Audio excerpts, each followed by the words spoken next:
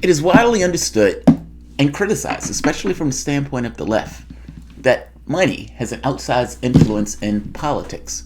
That someone at this point is a no shit Sherlock. It is the lifeblood, it is the juice that makes our political system go. 90% of the races are won by the side with the most cash. I've said the entirety of the time I've been doing videos that you either have dollars or you have pitchforks. And for the longest time in our political system, you've had dollars. Despite the fact that the left is the side that criticizes this stuff, for the most part, they've been relegated to the corners of the Democratic Party, said we're the people who know how to win, we're the adults in the room, and whatever the reality is, you have nowhere else to go. And lefties accepted this for years. So it's a fascinating dynamic in this particular politics that after Clinton lost, failed miserably to a reality show host, that this conversation, especially the one specifically on issues of class and how one class, an oligarchical class in the United States, has an outsized influence on this election process. Sanders, if he wasn't in the race, this particular conversation would not be taking place. And yet it is a conversation on class and how class influences our political system. You have dollars or you have pitchforks. And for the first time in a very long time, you have pitchforks. And an argument is being made for pitchforks. And from the standpoint of dollars, I want you to invest in me, talking about the population itself. Pitchforks. This has taken prominence on this Democratic stage, especially in the last debate stage around one Pete Buttigieg. Many of the campaigns, when they first got into the 2020 race, loudly proclaimed, we will not be taking PAC money. Why? Because they wanted to be able to stand on stage beside Sanders as a one-to-one and say, we're not taking PAC money either. They can't go as far as saying we're like Sanders, but at the very least, they won't get hit with this particular attack. And they know, going back to the 2016 race, Clinton looked bad. Those speeches made her look horrible. And Sanders standing on that stage, I'm not taking PAC money, I'm only taking money from you guys, and beating her in the fundraising made her look bad. It made her look that much more corrupt. Pete didn't get the memo. Pete, in a billionaire race with Joe Biden, as the way Sanders makes it, gets trolled all night on that debate stage. Pete's wine cave, for example, took heavy prominence. There's Pete in the wine cave. There are the servants in the back. Weaver, Pete'sWineCave.com, wearing a t-shirt. Walking around all night in that t-shirt. That's Bill Clinton's stain. But Nina Turner herself, Miss Nina, walking around in that Pete Wine Cave t-shirt. That wine cave took prominence. And that wine cave came up even from Elizabeth Warren, who might have been the weakest person to throw that attack. But I suspect, like I did in the other video, that what Warren assumed was that the image of the wine cave will outlast any attack that Pete may make in her direction. It's just too perfect.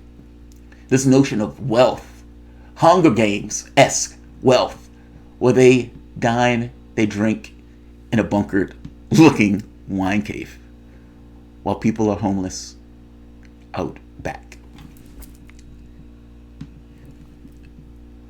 That attack is being pressed further, meaning there's a resonance being gained with this particular attack.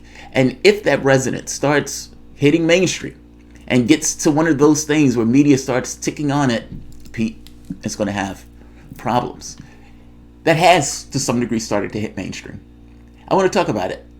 Pete's campaign, or at the very least a fundraiser, one of Pete's fundraisers, top fundraisers, in blatant terms that shocked and concerned one of the Democratic donors so much that the guy leaked it to Axios.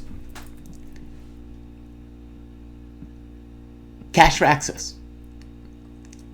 Or access for cash, I said it backwards. Meaning, dangling this thing of, you can be in on the ground floor with Pete if you give us a lot of money. You can get on the ground floor. Yeah, that's gross. I mean, look, I would argue that is politics, but usually it doesn't necessarily go stated in these direct terms. Pete Buttigieg is getting into a bit of trouble with this notion of money or pay-for-play politics. And again, if this gains resonance, this will be a death nail to Buttigieg's campaign. Welcome to the Soapbox.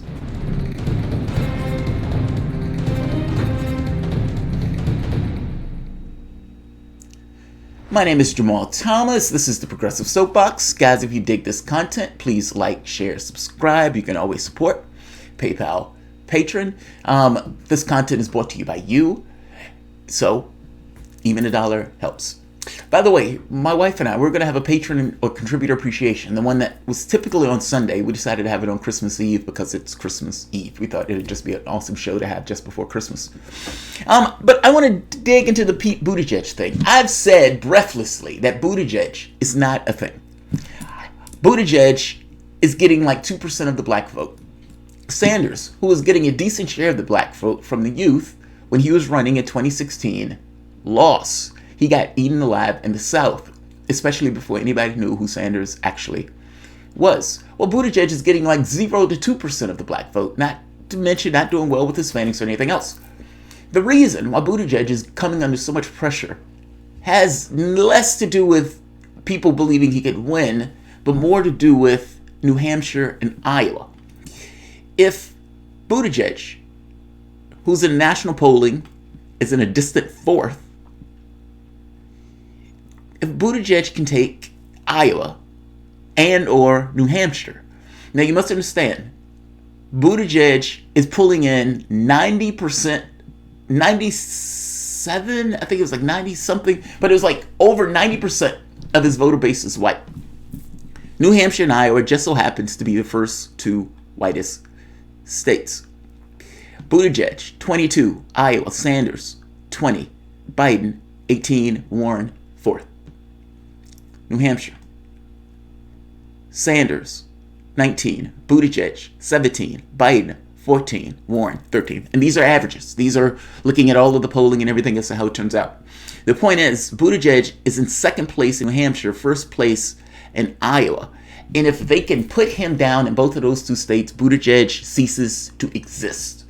Meaning if you can't do well in the states that are the whitest, and you're getting over 90% of the white vote, then what does it mean for South Carolina and the other states in the South? It means you don't exist.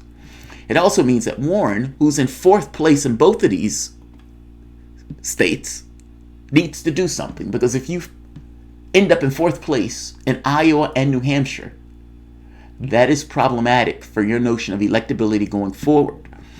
Understand, when people are looking at this and they see somebody winning the first two or the first three states, electability in their head goes to, maybe that person can win. And if that person has better ideas and that person seems to be dominating the election in the various first few states, you're going to run into trouble. Joe Biden believes that he can lose the first two or three states and then win in South Carolina and keep it going. I don't buy that argument. It's possible. I don't buy it. Joe Biden, however, if anybody that applies to, he's probably the only person. Sanders wants to do well, meaning Iowa and New Hampshire are in such contention that they want to put Buttigieg down and ensure that he's not a thing. But beyond that, they also want to win in those states in order to give them momentum going forward. That's the reason why they're going after Buttigieg so much. Not so much that he's a thing in the overall race, but more so because in these two states, they want to win these two states. And these two states are in competition.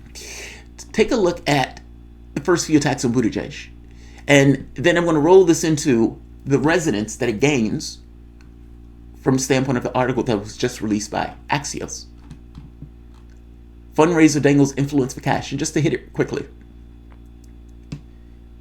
In a recent email exchange with a wealthy prospect donor, a top fundraiser for Democratic presidential candidate Pete Buttigieg made an offer that was unusually blunt, even by modern pay-for-play standards.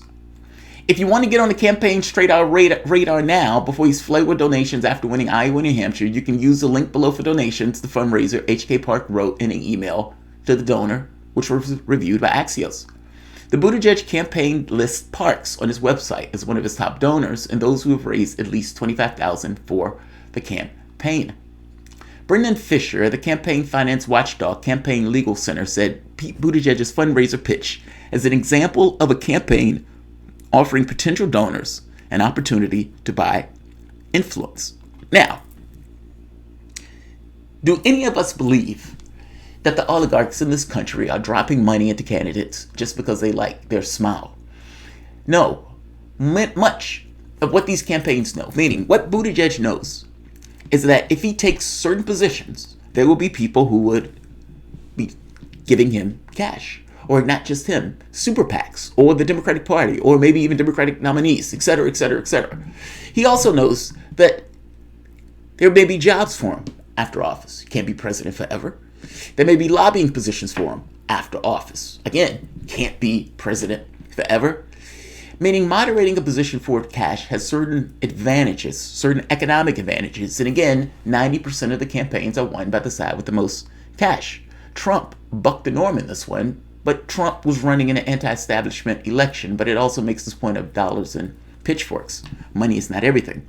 But politicians moderate themselves to the positions that would allow them to get more cash. Again, that makes all the sense in the world, seeing as you need that cash to win.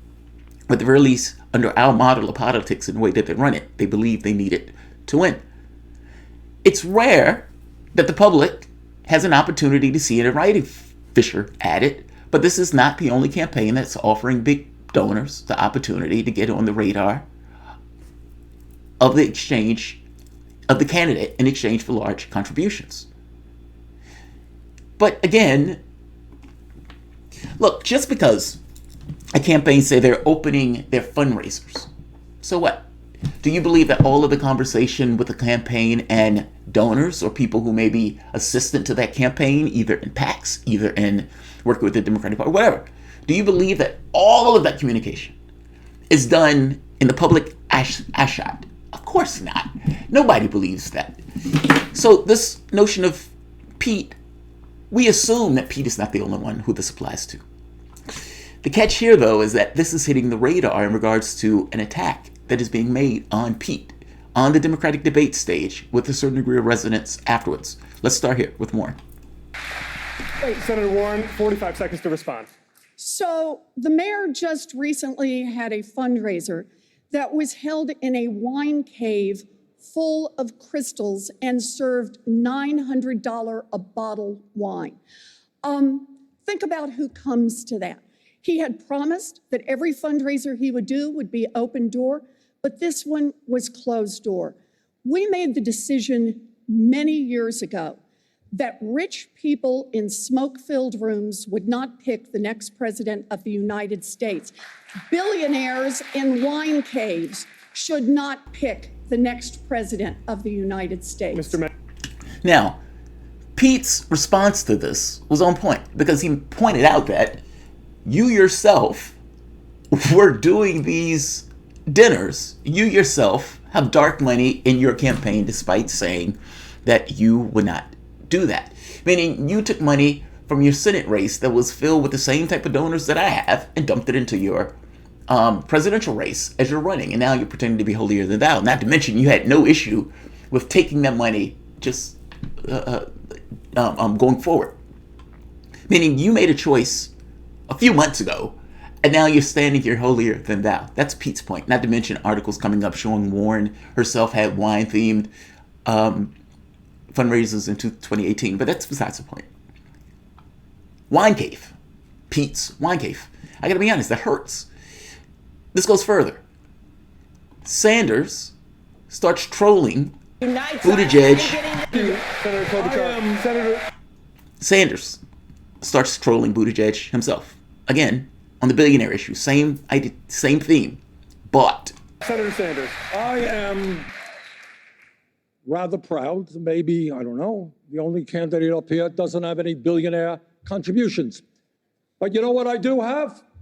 We have received more contributions from more individuals than any candidate in the history of the United States of America at this point in an election, averaging $18 apiece. Now, there's a real competition going on up here.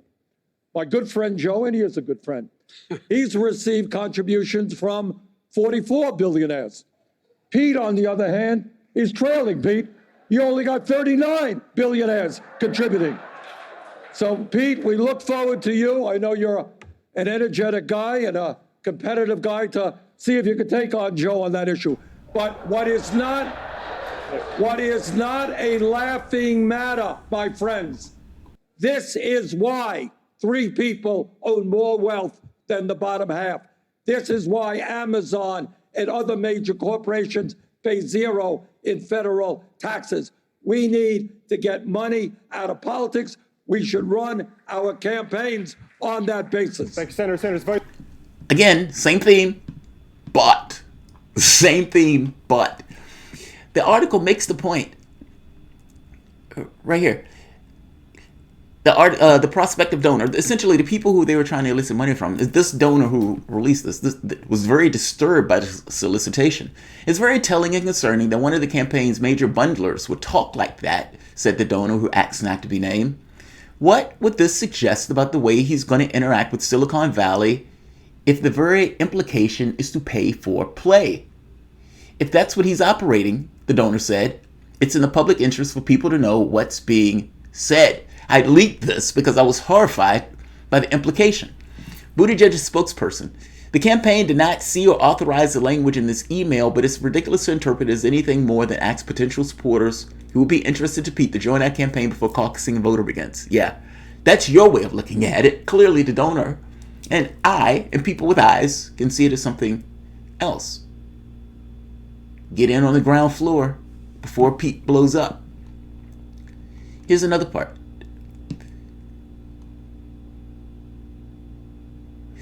Right here. Under criticism from holding closed-door fundraising event, Buttigieg recently agreed to disclose the names of his campaign fundraisers and open the events to media.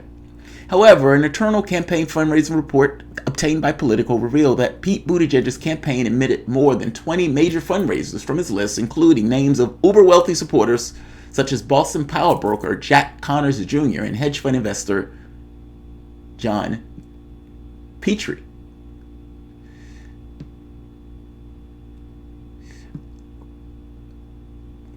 Roughly 27 million of the 52%. So right here, Buttigieg's campaign has raised more than 50 million according to the data released by the Federal Election Commission on December 16. Roughly 27 million of that, or 52%, was raised through large dollar contributions, per Open Secrets. By comparison, Sanders and Warren have roughly raised 25% or 30% of their totals. Essentially, this is his funding source. This is his lifeblood. Big dollar donors. Here's another part. This is Klobuchar. Klobuchar goes in on him for a different reason, but again, it looks bad. He could defend himself somewhat with Warren, but the issue of the wine cave is just so large. The image of it, in and of itself, is one of those things that just imprints in your mind. Klobuchar hits him for something else. Not necessarily bought, but more so unelectable. Unelectable. You had your hand up. Well, I was hearkening back. I made my case on immigration to what the mayor said about Washington. So I look at this a different way. When we were in the last debate, Mayor, you basically mocked the 100 years of experience on the stage. And what do I see on this stage? I see Elizabeth's work starting the Consumer Financial Protection Bureau and helping 29 million people. I see the vice president's work in getting $2 billion for his cancer moonshot. I see Senator Sanders' work of working to get the veterans bill passed across the aisle. And I see what I've done, which is to negotiate 3 farm bills and be someone that actually had major provisions put in those bills. So while you can dismiss committee hearings, I think this experience works. And I have not denigrated your experience as a local official. I have been one. I just think you should respect our experience when you look at how you evaluate someone who can get things done. Thank you, Senator. Mr. Mayor, I'll give you a chance to respond. You actually did denigrate my experience, Senator, and it was before the break, and I was going to let it go because we got bigger fish to fry here. But you implied I don't think we have bigger fish to fry than picking a president of the United States. You're right. And before the break, you seemed to imply that my relationship to the First Amendment was a talking point, as if anyone up here has any more or less commitment to the Constitution than anybody else up here. Let me tell you about my relationship to the First Amendment. It is part of the Constitution that I raised my right hand and swore to defend with my life. That is my experience, and it may not be the same as yours, but it counts, Senator. It counts. Thank you, Mr. Mayor. Senator Klobuchar, you have 45 seconds to respond. I certainly respect your military experience. That's not what this is about. This is about choosing a president. And I know my view of this is I know you ran to be chair of the Democratic National Committee. That's not something that I wanted to do. I want to be president of the United States. And the point is, we should have someone heading up this ticket that has actually won and been able to show that they can gather the support that you talk about of moderate Republicans and independents, as well as a fired up Democratic base. And not just done it once, I have done it 3 times. I think winning matters. I think a track record of getting things done matters. And I also think showing our party that we can actually bring people with us, have a wider tent, have a bigger coalition, and yes, longer coattails, that matters. Thank you, Senator. I got to respond to that. Senator, I know that if you just go by vote totals, maybe what goes on in my city seems small to you. If you want to talk about the capacity to win, try putting together a coalition to bring you back to office with 80% of the vote as a gay dude in Mike Pence's Indiana. 15 seconds. Again, I would, Mayor, if you had won in Indiana, that would be one thing. You tried and you lost by 20 points. Let's talk about how we... Right. You brought up Indiana, Pete. Not her. You brought up Indiana. You're one as a mayor. You won as a mayor. But you're bringing up Indiana. Her point is when you ran in Indiana, you got crushed. There's no response to this. In fact, she's validating her mean girl pass on this one. The reason I say that, a report came out that Amy Klobuchar was nasty to her staff. Now, that mean girl card was validated here when she neutered one Buttigieg. Excuse me. Let's talk about it. Again, I would, Mayor, if you had won. I love how she put emphasis on mayor. Mayor! Indiana is a state. Mayor. 15 seconds. Again, I would, Mayor, if you had won in Indiana, that would be one thing. You tried and you lost by 20 points. Let's talk about how we win. Excuse me. Let's talk about how we... Ouch. There is no response. There is no response. He didn't even put his hand up. He didn't even I gotta respond to that. It was just like, oh, that hurts, that burns. And she's absolutely and entirely 100% correct. Amy Klobuchar did really good in this debate, and this made me dislike her a little bit less. And I don't, not dislike personally, I just mean in an optical way, in the way that she did this debate. She was better. She had a better showing. So let's keep going.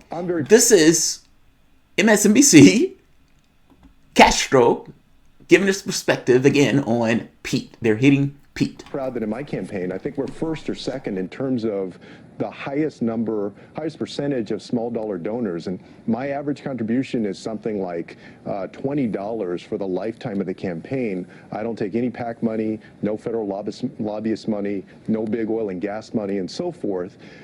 All of us have gotten contributions that are $1 and contributions that are $2,800, right? But it's what do you do with that? And when it comes to Mayor Buttigieg, I do think that it's concerning that he started off this race just a few months ago saying that he was basically all in with Medicare for all, and then he flip-flopped and now says that he's not for that. And a few months ago on the debate stage... Do you think that's in part because of his donors or his donor base? I think that raises a legitimate question of what is influencing in such a quick time, such a short time, when you have these big health insurance industry contributions to his campaign and other campaigns, what's influencing that flip-flop? Another example is that a few months ago on the debate stage, he said that he was fully supportive of eliminating Section 1325 of the Immigration Nationality Act that I put forward as something that we should do, and now he's not for it. And so when you have a candidate that flip-flops so fundamentally on important points of policy, it does raise the question of whether big money is over-influencing his decisions and what kind of president he would be. Now, think about it for yourself for the moment. What would cause a candidate to flip-flop in positions that seem to, let's say, more amenable to people who may be likely to give him cash? That's what Castro is making the point. That why would a person flip-flop this fast on these issues? He's not even out of the primaries yet, and he's jumping back and forth. Well, a residence, wine cave, and does it have something to do with the conversations that take place in wine caves? That's the point that they're making, which means that this article gets more resonance. Because this is the article and this is the way they're talking about Pete. The fact that you've been associated with a wine cave looks bad. And that gets across, perhaps, Warren was right. Meaning she's taking an attack in a debate where she knows she's going to get hit back for doing something similar. But the argument that's being made on MSNBC, or it seems the conversation, Pete's wine cave. Is Pete in those wine caves giving influence for cash? Thing is, it's not just Pete. Pretty much every other politician you see, with the exception of maybe Sanders, that would be true for. The only difference is Pete was the one that ended up in a wine cave. And that's the thing that is the topic for discussion. This doesn't look good, Pete. This doesn't look good. I'll end this here. Extreme Chukka. As I understand it, if you reach over 15% in the primary but you don't win, you can give your delegates to candidates of your choice. If this is true, is this true? If so, do you honestly think Warren would give hers to Bernie? Oh, I don't know. I honestly don't know. My model of Warren is incomplete. Meaning, supposedly she was similar to the guy ideologically. She doesn't support him in 2016. Now, she doesn't come out necessarily against him in 2016, when she had already signed her life over to Clinton in this case, but she did withhold her particular vote until she thought that Bernie Sanders' chances had dwindled. By the same token, you didn't support my guy. You didn't come out to support somebody who was supposedly ideologically closest to you. In 2020, she knows Sanders is going to run, and yet she gets into the race anyway. And in getting into the race in this way, it kneecaps him. There's a large section of her electorate that would go to Sanders. You could look at the number 2 in Morning Consult. That's the number 2 person for her people. And yet she's in this race. I don't know what Warren and who Warren would gift her delegates to if she'd gift them to anybody at all. I don't know. She's a blank slate to me on this very particular point. Part of me believes that she's in this race in order to ding Sanders and take the wind out of his sails, especially since she's working with Clinton behind the scenes and don't want people to know about it. So, I don't know. I don't consider her an ally in this. Mayor Pete is already slumping. Yes, he is, Trudy. Yes, he is. And that's a positive thing. Ultimately, I want Sanders to take the first 2 states.